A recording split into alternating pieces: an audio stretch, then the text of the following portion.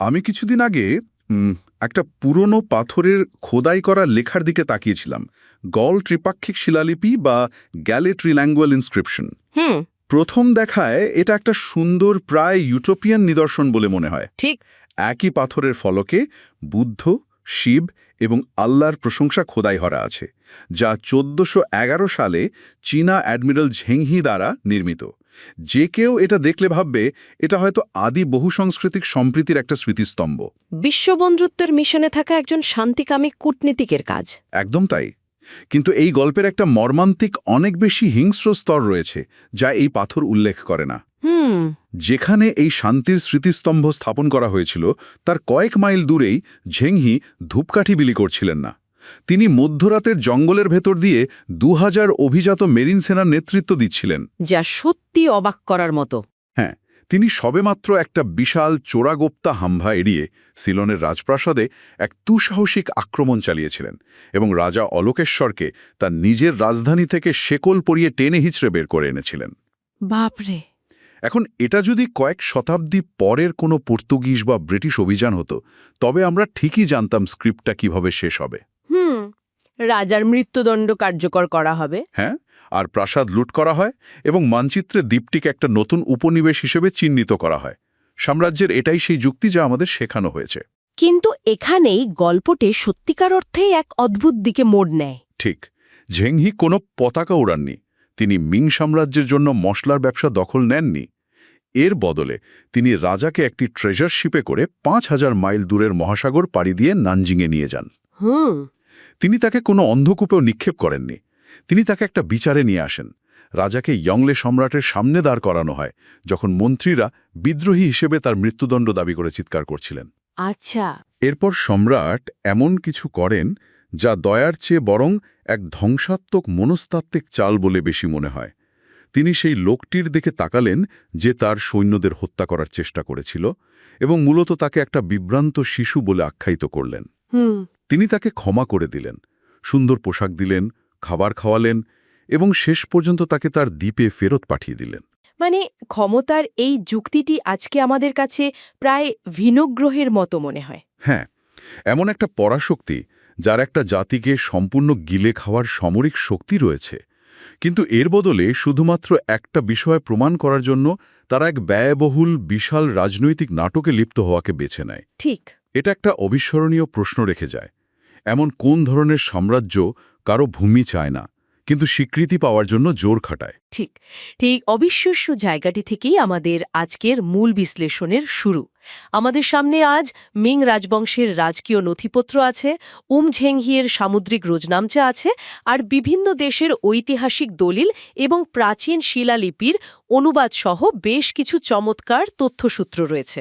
হ্যাঁ, আমাদের আজকের উদ্দেশ্য হল 15 শতকের এমন একটা ভূ রাজনৈতিক দর্শনকে গভীরভাবে বোঝা যা ইউরোপীয় সাম্রাজ্যবাদের সেই চিরচেনা সমীকরণকে সম্পূর্ণ ভেঙে দেয়। কারণ যে কোনো বিদেশি উপকূলে একটা বিশাল নৌবহর পৌঁছালে স্বাভাবিকভাবেই ধারণা করা হয় যে তারা হয়তো সেখানে ভারী পাথরের দুর্গ বানাবে, নিজেদের পতাকা ওড়াবে, হ্যাঁ, এবং উপনিবেশ স্থাপন করে সম্পদ লুণ্ঠন শুরু করবে। কিন্তু মিং রাজবংশের উদ্দেশ্য সরাসরি ভূমি দখল করা ছিল না। তারা এক সম্পূর্ণ ভিন্ন মাত্রার মনস্তাত্ত্বিক ও রাজনৈতিক আধিপত্য বিস্তার করতে চেয়েছিল। এই বিষয়টা বুঝতে হলে আমাদের প্রথমে সেই সময়ের বাস্তব চিত্রটা একটু কল্পনায় আনতে হবে। অবশ্যই। সিলনের উপকূলে লুফেং নামের একজন কাল্পনিক মিং কর্মকর্তার কথা যদি একটু ভাবা যায়, আর্দ্রতা আর সাগরের লবণে তার রেশমি সিল্কের টুপিটি ভারী হয়ে আছে। তিনি দেখছেন তাদের মেরিনরা উপকূলের অস্থায়ী ক্যাম্প গুটিয়ে নিচ্ছে, জাহাজে রুবি এবং ম্লান মসলিনের বাক্স তোলা হচ্ছে। কিন্তু সেখানে কোনো উপনিবেশ স্থাপনের প্রস্তুতি নেই। একদমই না। কোনো দুর্গ নির্মাণের জন্য মাটি খোঁড়া হচ্ছে না বা পাথর ফেলা হচ্ছে না। চারপাশের সবুজ পাহাড়গুলোর দিকে তাকিয়ে লুফ্যাং হয়তো ভাবছেন যে তারা এই জায়গাটি ছেড়ে যাচ্ছেন এই কারণে নয় যে তারা এটা দখল করতে অক্ষম, বরং খোদ সম্রাট এই ভূমিটি চান না। ঠিক। আমার প্রশ্ন হলো, যদি এই বিশাল নৌবহরের উদ্দেশ্য ভূমি দখল করাই না হয়, তবে ঠিক কী কারণে তারা হাজার হাজার মাইল সমুদ্র পাড়ি দিয়ে আসত? তাদের কাছে ভিনদেশী ভূমির দখল নেওয়াটা কেন একটা অনাকাঙ্ক্ষিত বোঝা মনে হতো? এর পেছনের মূল কারণটি হল মিংদের তিয়ানশিয়া বা স্বর্গের অধীনস্থ বিশ্ব ব্যবস্থা নামের একটা অত্যন্ত প্রাচীন ও গভীর ভূ রাজনৈতিক দর্শন। আচ্ছা, তাদের দৃষ্টিভঙ্গিতে ভিনদেশী ভূমি দখল করা মানে সেই জায়গার মানুষদের দৈনন্দিন জীবন শাসন করা, রাস্তাঘাট বা অবকাঠামো তৈরি করা আর স্থানীয় বিদ্রোহ দমন করার মতো অন্তহীন ঝামেলা ঘাড়ে নেওয়া। আচ্ছা। এটা তাদের কাছে ক্ষমতার লক্ষণ ছিল না, বরং তাদের পবিত্র সাম্রাজ্যের সামরিক ও অর্থনৈতিক শক্তির চরম অপচয় বলে মনে হতো। তারা যা চাইত তা হলো একটা সুনির্দিষ্ট বিশ্বব্যবস্থা যেখানে চীন থাকবে কেন্দ্রবিন্দুতে এবং পৃথিবীর বাকি সব দেশ তাদের শ্রেষ্ঠত্ব স্বীকার করে নেবে। মানে তারা চাইতো অন্যান্য দেশের রাজারা স্বেচ্ছায় এসে মিং সম্রাটের প্রতি আনুগত্য প্রকাশ করুক। একদম ঠিক ধরেছেন। কিন্তু এই জায়গাটিতেই আমার একটা বড় খটকা লাগছে। কি রকম? এই যে বিশ্ব ব্যবস্থার কথা বলা হচ্ছে তা প্রতিষ্ঠা করার জন্য তো বিশাল শক্তির প্রয়োজন। আমরা যখন নৌবহর শব্দটা শুনি তখন সাধারণত 15 শতকের স্প্যানিশ আর্মাডা বা কয়েক ডজন কাঠের জাহাজের কথা মাথায় আসে। সেই সময়ের প্রেক্ষাপটে মিংদের এই নৌবহরের আকার ঠিক কতটা বিশাল ছিল? মানে ইউরোপীয় নৌবহরগুলোর সাথে এর তুলনামূলক চিত্রটা কেমন? ইউরোপীয় নৌবহরগুলোর সাথে তুলনা করলে ইউরোপীয়দের নৌবহরকে নেহাতি খেলনা মনে হবে। তাই নাকি? হ্যাঁ, 1403 সালে ইয়ংলে সম্রাট যখন এই নৌবহর তৈরির নির্দেশ দেন, তখন নানজিংয়ের লংজিয়াং শিপইয়ার্ড একটা বিশাল সামরিক শিল্প নগরে পরিণত হয়েছিল। পরিসংখ্যানগুলো শুনলে চমকে উঠতে হবে। কেমন ছিল সেই পরিসংখ্যান? 1403 থেকে 1419 সালের মধ্যে তারা 2868টা জাহাজ নির্মাণ করেছিল। কতগুলো বললেন? 2868টা জাহাজ। বাপরে! হ্যাঁ, মানে ভাবা যায়। এর জন্য মিন নদীর তীরের আস্ত বনভূমি উজাড় করে দেওয়া হয়েছিল এবং নদীর স্রোতে ভাসিয়ে সেই বিশাল কাঠগুলো নানজিংয়ে আনা হতো। অবিশ্বাস্য। এই বিশালত্ব শুধু জাহাজের সংখ্যাতেই সীমাবদ্ধ ছিল না, এক একটি যাত্রায় প্রায় 27,000 জন মানুষ অংশগ্রহণ করত। 27,000 মানুষ! তার মানে এটা কেবল সৈন্য আর নাবিকদের একটা সামরিক নৌবহর ছিল না, এটা আক্ষরিক অর্থেই ভাসমান একটা স্বয়ং সম্পূর্ণ শহর ছিল। একদমই তাই। এতগুলো মানুষের রসদ এবং পরিচালনা তো এক অভাবনীয় লজিস্টিক্যাল চ্যালেঞ্জ। হ্যাঁ, এবং তারা সেটা দারুণভাবে সামলেছিল। এই জাহাজে সামরিক আবহাওয়া পূর্বাভাসকারী ছিল, যারা বাতাসের গতিবিধি এবং ঝড়ের পূর্বাভাস দিত। আচ্ছা। প্রায় 180 জন চিকিৎসকের সমন্বয়ে একটা ভাসমান হাসপাতাল ব্যবস্থা ছিল, যা যে কোনো যুদ্ধাহত সেনা বা গ্রীষ্মমণ্ডলীয় রোগব্যাধির চিকিৎসা করতে প্রস্তুত থাকত। দারুণ তো! এখানেই শেষ নয়, এই নৌবহরে অর্থ মন্ত্রণালয়ের আমলারাও ছিল, যারা বিভিন্ন বন্দরে মুদ্রার বিনিময় হার নির্ধারণ করত। প্রোটোকল অফিসার ছিল, যাদের কাজ ছিল ভিনদেশী রাজাদের সাথে সাক্ষাতের সময় ঠিক কতটুকু মাথা নত করতে হবে বা কিভাবে অভিবাদন জানাতে হবে তা নিশ্চিত করা। মানে দোভাষী এবং ধর্মীয় নেতারাও ছিলেন এই বহরে। হ্যাঁ, সব মিলিয়ে একদম পরিপূর্ণ একটা ব্যবস্থা। তাহলে ব্যাপারটা দাঁড়াচ্ছে এমন, ধরে নেওয়া যাক অত্যন্ত শক্তিশালী এবং অত্যাধুনিক অস্ত্রে সজ্জিত একটা দল কারো বাড়িতে প্রবেশ করল, কিন্তু তারা বাড়ির মালিকানা কেটে নেওয়ার বদলে বা মূল্যবান জিনিসপত্র চুরি করার বদলে ঘরের আসবাবপত্র তাদের রুচি অনুযায়ী সুন্দর করে সাজিয়ে রাখল। একটা ইন্টেরিয়র ডিজাইন করে দিল আর। হ্যাঁ, ঠিক তাই। এরপর তারা বাড়ির মালিককে একটা কাগজে স্বাক্ষর করতে বাধ্য করল যে তাদের ইন্টেরিয়র ডিজাইনের জ্ঞান পৃথিবীর সেরা। হ্যাঁ, ঠিক। এবং সব শেষে তারা বাড়ি থেকে সসম্মানে বেরিয়ে গেল। তারা বাড়ির দায়িত্ব বা মাসিক খরচের বোঝা নিতে চায় না, কিন্তু তারা এটা নিশ্চিত করতে চায় যে মালিক জানেন তারা চাইলেই যে কোনো মুহূর্তে পুরো বাড়িটি দখল করতে পারে। এই উপমাটি পরিস্থিতি বুঝতে দারুণ সাহায্য করে, কারণ মিংদের উদ্দেশ্য ঠিক এটাই ছিল। এটা ছিল ভূমির উপর আধিপত্যের বদলে মানুষের মন ও সম্মানের ওপর আধিপত্য বিস্তার। তারা সরাসরি নিজেদের একটা বৈশ্বিক বিচারক বা রেফারি হিসেবে প্রতিষ্ঠিত করতে চেয়েছিল, যার কাজ হবে বিশ্ব বাণিজ্যের পথগুলো নিয়ন্ত্রণ করা এবং নিজেদের শর্তে শান্তি বজায় রাখা। কিন্তু দাঁড়ান, এই বিষয়টা খুব একটা যৌক্তিক মনে হচ্ছে না। কেন? যদি একটা জায়গা দখল না করা হয়, সেখানে যদি সৈন্য বা দুর্গ না থাকে, তাহলে তারা একবার সেখান থেকে চলে আসার পর তো সেই দেশের রাজা চাইলেই নিয়মকানুন অস্বীকার করতে পারে। এটা ঠিক। তাছাড়া এত বিশাল নৌবহর তো চাইলেই যে কোনো সময় যে কোনো জায়গায় যেতে পারত না। প্রকৃতির উপর, বিশেষ করে মৌসুমি বায়ুর ওপর তাদের নির্ভরতা ছিল প্রচণ্ড। এই সীমাবদ্ধতা থাকা সত্ত্বেও তারা কিভাবে এই নিয়ন্ত্রণ বজায় রাখত? এই পর্যবেক্ষণটা অত্যন্ত সূক্ষ্ম। আসলেই এত বিশাল নৌবহর যথেচ্ছাভাবে চলতে পারত না। তাদের পুরো যাত্রা নির্ভর করত মৌসুমি বায়ুর ওপর। ফুজিয়ানের টাইপিং অ্যাঙ্কারেজে হাজার হাজার সৈন্যকে শীতকালীন উত্তর পূর্ব মৌসুমি বায়ুর জন্য সপ্তাহের পর সপ্তাহ কখনো মাসের পর মাস অপেক্ষা করতে হতো। বাপরে। এরপর বাতাস অনুকূলে এলে তারা যাত্রা করত চম্পা, যা বর্তমান ভিয়েতনাম, তারপর জাভা এবং মালাক্কা হয়ে সুমাত্রার সেমুদেরাতে। সেখানেও তাদের আবার বাতাসের গতিপথের অপেক্ষায় থাকতে হতো ভারত মহাসাগর পাড়ি দেওয়ার জন্য। তার মানে প্রকৃতির খামখেয়ালির ওপর পুরোপুরি নির্ভরশীল। হ্যাঁ, আর সেই প্রশ্নের প্রথম অংশের উত্তরে বলি, তারা দখল করত না ঠিকই, কিন্তু তাদের উপস্থিতির সময়টুকুতে তারা এমন একটা ভীতিকর এবং অপ্রতিরোধ্য শক্তির প্রদর্শন করত, যা স্থানীয় রাজাদের মনে চিরস্থায়ী আতঙ্কের জন্ম দিত। তারা মূলত চরম শক্তি প্রয়োগের মাধ্যমে উদাহরণ সৃষ্টি করত। এই শক্তির প্রদর্শনের বিষয়টা একটু বিস্তারিত জানা প্রয়োজন।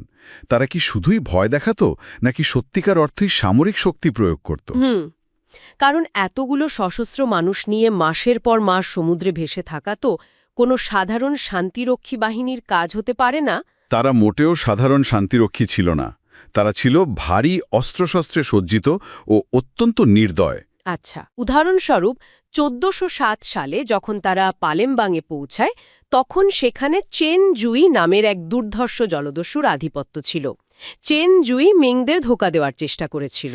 তারপর এর পরিণতি কি হয়েছিল জানেন? ঝেং হি তার পুরো নৌবাহিনী দিয়ে আক্রমণ চালিয়ে চেন জুইয়ের বাহিনী সম্পূর্ণ ধ্বংস করে দেন। প্রায় ৫,০০০ দস্যু নিহত হয়। বাপরে, ৫,০০০! হ্যাঁ, চেন জুইকে ধরে সোজা ন্যানজিংয়ে নিয়ে গিয়ে মৃত্যুদণ্ড দেওয়া হয়। আবার ১৪১৫ সালেও সেমুদেরায় আরেক দখলদার সেকান্দারকে তারা একইভাবে পরাজিত করে। অর্থাৎ তারা বিশ্ব বাণিজ্যের রুটগুলোতে নিজেদের একচেটিয়া নিয়ন্ত্রণ প্রতিষ্ঠা করতে চাইত এবং যেই এর পথে বাধা হয়ে দাঁড়াত তাকেই নির্মমভাবে সরিয়ে দেওয়া হতো। একদম তাই। কিন্তু এই রেফারিগিরি করতে গিয়ে যখন তাদের নিজেদের ক্ষতি হতো, তখন তারা কি করত? যেমন ১৪০৭ সালে জাভায় যে ঘটনাটি ঘটেছিল, যেখানে মিংদের নিজেদের কূটনৈতিকরাই নিহত হয়েছিলেন। যাওয়ার ঘটনাটি মিংদের ভূ-রাজনৈতিক কৌশলের অন্যতম সেরা উদাহরণ।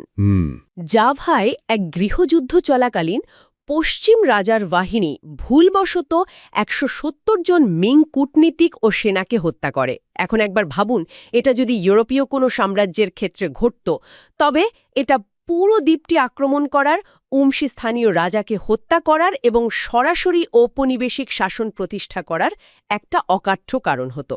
নিশ্চিতভাবেই। কিন্তু মিংরা এর বদলে সম্পূর্ণ ভিন্ন একটা কৌশল নিল। তারা ৬০,০০০ লিয়াং সোনার বিশাল এক জরিমানা দাবি করে বসল। ৬০,০০০ লিয়াং! এটা তো প্রায় ৭০-৮০,০০০ আউন্স সোনার সমান। ১৫ শতকের যে কোনো রাজ্যের জন্য এটা একটা রাজকোষ শূন্য করে দেওয়ার মতো পরিমাণ। ঠিক তাই। জাভার রাজা এই বিশাল জরিমানার কথা শুনে ভয়ে কাঁপতে শুরু করেন। তিনি কোনো মতে ১০,০০০ লিয়াং সংগ্রহ করে নানজিংয়ে পাঠান এবং করুণভাবে ক্ষমা প্রার্থনা করেন। আচ্ছা। ঠিক তখনই ইয়ংলে সম্রাট তার আসল মনস্তাত্ত্বিক চালটি খেলেন। তিনি বাকি ৫০,০০০ লিয়াং জরিমানা মাফ করে দেন। ও আচ্ছা। মানে জরিমানা মওকুফ করে দিলেন। হ্যাঁ, এখানে তিনি নিজেকে একজন কঠোর কিন্তু দয়াশীল পিতা বা বিশ্ববিধাতা হিসেবে বিশ্বের কাছে তুলে ধরেন। তিনি কোনো সৈন্য হারানো বা দীর্ঘমেয়াদী যুদ্ধের ঝুঁকি না নিয়ে পুরো জাভাকে মনস্তাত্ত্বিকভাবে পদানত করেন। রাজা বুঝতে পারেন যে তার অস্তিত্ব সম্পূর্ণভাবে সম্রাটের করুণার ওপর নির্ভরশীল। এটা তো দেখছি চরম মাত্রার এক রাজনৈতিক নাটক। তারা পরিস্থিতি অনুযায়ী নিজেদের কৌশল বদলাত। এই যে মালাক্কার ক্ষেত্রে তারা যা করেছিল, সেটাও তো একটা দারুণ কৌশল ছিল। হ্যাঁ, মালাক্কা তখন সিয়াম বা বর্তমান থাইল্যান্ডের ভয়ে তটস্থ একটা ছোট জায়গা। মিংরা মালাক্কাকে সিয়ামের হাত থেকে বাঁচিয়ে একটা স্বাধীন রাষ্ট্রে পরিণত করে এবং সেখানে গোয়ান চ্যাং নামক একটা সুরক্ষিত সামরিক ও বাণিজ্যিক ডিপো গড়ে তোলে। কিন্তু এই পুরো ব্যবস্থাটি তো একটা সূক্ষ্ম বিভ্রম বা ভীতির ওপর নির্ভরশীল ছিল। সবাইকে বিশ্বাস করতে হতো যে নিয়ম ভাঙলে মিংরা শক্তি প্রয়োগ করবে। ঠিক। এখন আমার মূল প্রশ্ন হলো, যদি কেউ এই বিভ্রমকে চ্যালেঞ্জ করে বসে, যদি কোনো রাজা মনে করেন যে আমি আমার নিজের এলাকায় আছি, তোমরা ১০০০ মাইল দূরের নাবিক, আমি তোমাদের পরোয়া করি না, তখন কি হতো? এই প্রশ্নটার উত্তর খুঁজতে গেলেই আমাদের সিলনের সেই ঘটনার গভীরে প্রবেশ করতে হবে, যা দিয়ে আমরা আজকের আলোচনা শুরু করেছিলাম। রাজা অলোকেশ্বর? হ্যাঁ, রাজা অলোকেশ্বর ঠিক এই দুঃসাহসিক কাজটিই করেছিলেন। তিনি মিংদের এই দৃশ্য ব্যবস্থাকে সরাসরি অস্বীকার করেন, অন্যান্য রাজ্যের জাহাজে জলদস্যুতা শুরু করেন এবং সবচেয়ে বড় কথা, তিনি খোদ রেফারিকেই আক্রমণ করার ফাঁদ পাতেন। এই ঘটনাটির কৌশলগত দিকটি যে কোনো সামরিক থ্রিলারের চেয়েও রোমাঞ্চকর। একদম। ঝেংহি যখন সিলোনের কলম্বো পৌঁছান, অলোকেশ্বর তাকে এবং তার ২,০০০ সেনাকে একটা মিথ্যে আতিথেয়তার ফাঁদে ফেলেন। তিনি তাদের কোট্টে নামক রাজধানী শহরের গহীন জঙ্গল ও জলাভূমিতে নিয়ে যান। এরপর অলোকেশ্বরের বাহিনী বিশাল সব গাছ কেটে রাস্তা বন্ধ করে দেয়, যাতে মিংরা তাদের জাহাজে ফিরতে না পারে। এবং শুধু তাই নয়, কলম্বোতে থাকা মিং জাহাজে প্রায় ৫০,০০০ সেনার এক বিশাল বাহিনী দিয়ে আক্রমণ চালায়। ৫০,০০০? এটা ছিল যে কোনো সামরিক কমান্ডারের জন্য সবচেয়ে ভয়াবহ দুঃস্বপ্ন। নিজের জাহাজ থেকে বিচ্ছিন্ন হয়ে গহীন জঙ্গলে অবরুদ্ধ হয়ে পড়া, যেখানে চারপাশের ভূখণ্ড সম্পর্কে তাদের কোনো ধারণাই নেই। এটা আসলেই একটা অসম্ভব পরিস্থিতি ছিল। সাধারণ কোনো সেনাপতি হলে হয়তো জঙ্গলের ভেতর দিয়ে মরিয়া হয়ে লড়াই করে জাহাজে ফেরার চেষ্টা করতেন এবং নিশ্চিতভাবে ধ্বংস হয়ে যেতেন, কারণ স্থানীয় বাহিনীর সাথে গহীন জঙ্গলে গেরিলা যুদ্ধে জেতা প্রায় অসম্ভব।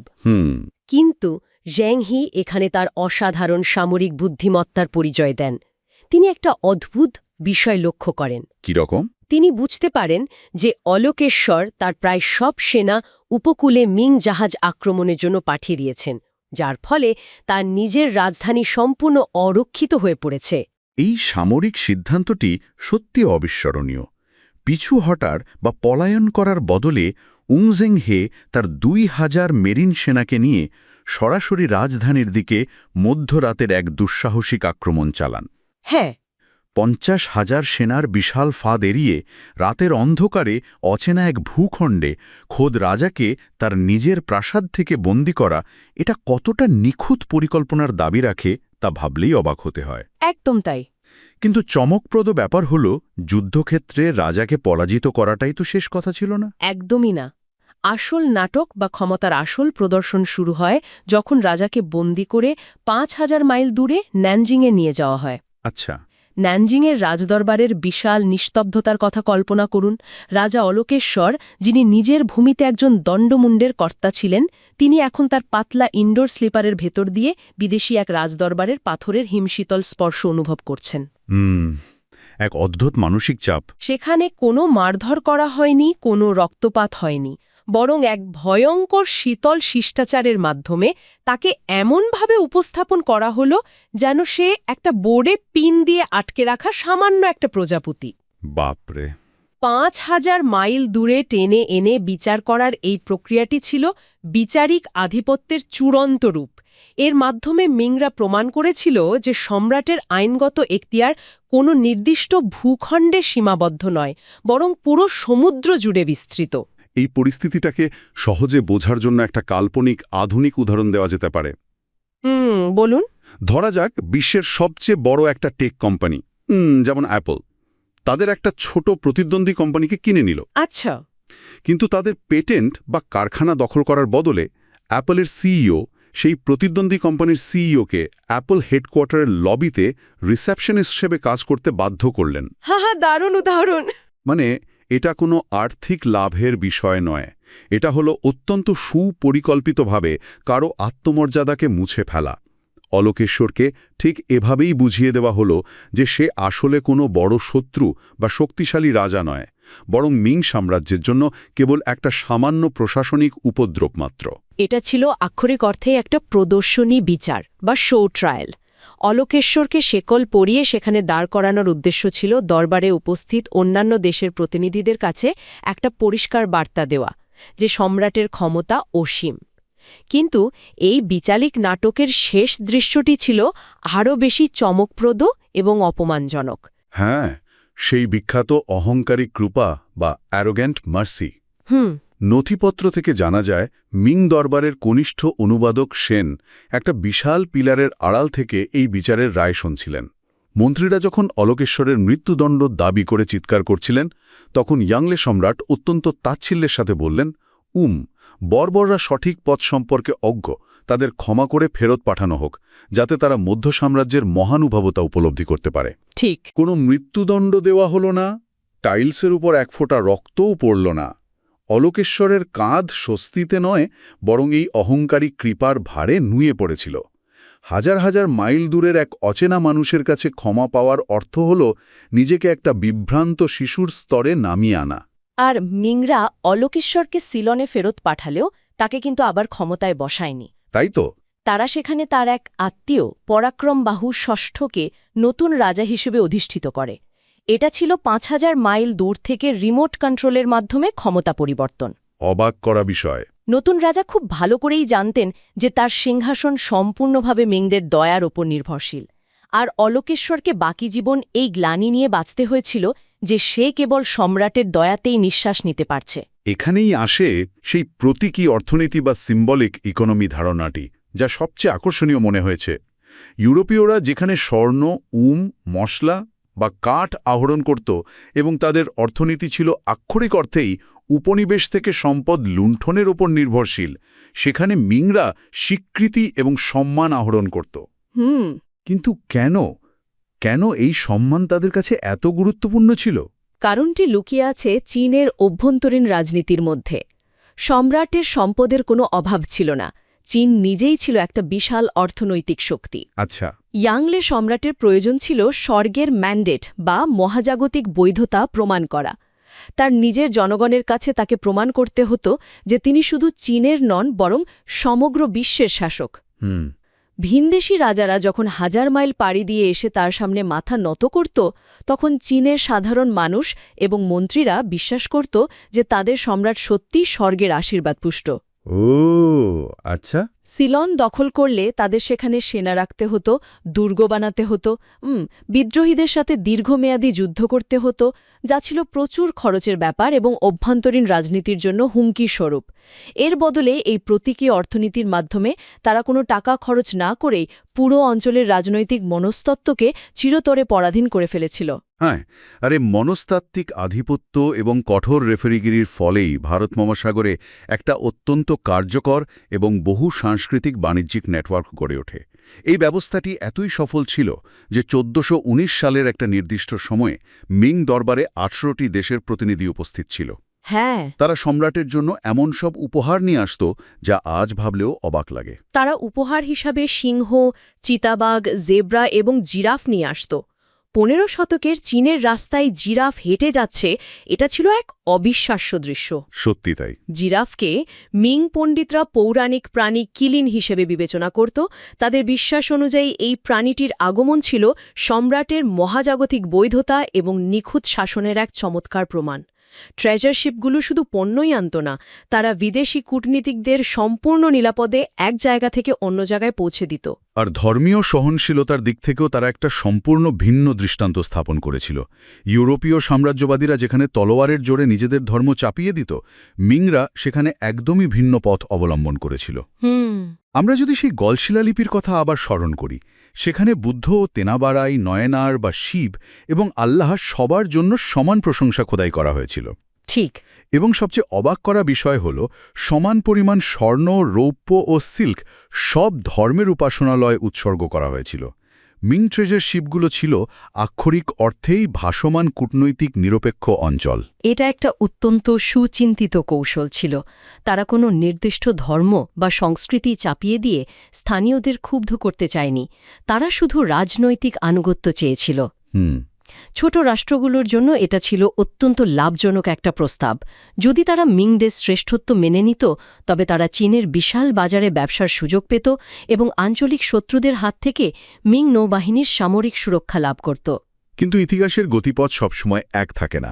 এত বিশাল এবং সুপরিকল্পিত একটা ব্যবস্থা চিরস্থায়ী হয়নি। ১৪৩৩ সালে সপ্তম নৌযাত্রার পর এই অভিযানগুলো পুরোপুরি বন্ধ হয়ে যায়। হ্যাঁ।